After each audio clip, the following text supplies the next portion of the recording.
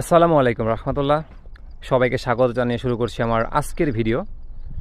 আমি ধারাবাহিক ভ্রমণের উপরে আছি সারা বাংলাদেশে, দেখতেই পাচ্ছেন। ধারাবাহিক ভ্রমণের এই পর্যায়ে আমি অবস্থান করছি আপনার শরীয়তপুর জেলাতে। গত পর্বতে আপনাদেরকে দেখিয়েছিলাম শরীয়তপুর শহর, যেখানে আসলে দেখানোর তেমন কিছু নেই। খুবই গুরুত্বপূর্ণ প্রয়োজনীয় কাজ কিংবা ব্যবসায়িক উদ্দেশ্য ছাড়া সেখানে আসলে যাওয়ারও তেমন কিছু নেই।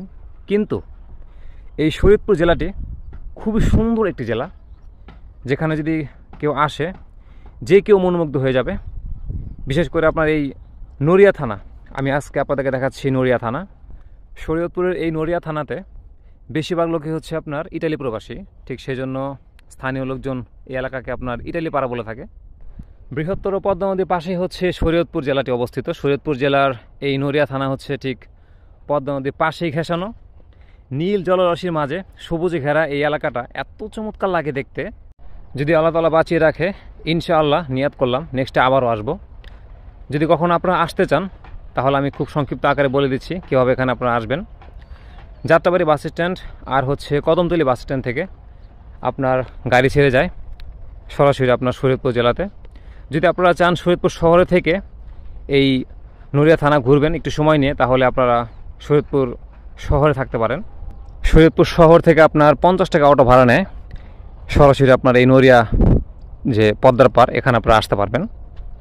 তাহলে এবার চলুন আমরা এক নজরে দেখে নিই এই শরীয়তপুর জেলার নড়িয়া থানা এবং এর বিশাল বড় বাজার।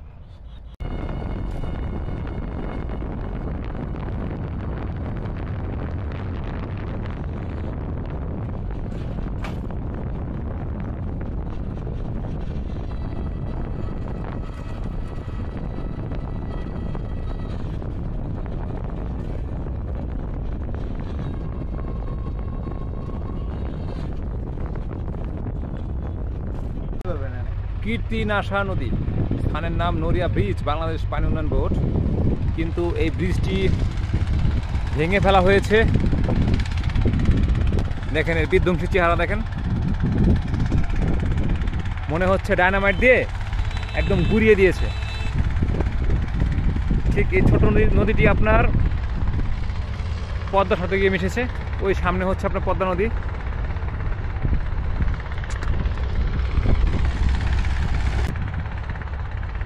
সামনে হচ্ছে সুবিশাল পদ্মা নদী। আসেন ভাই,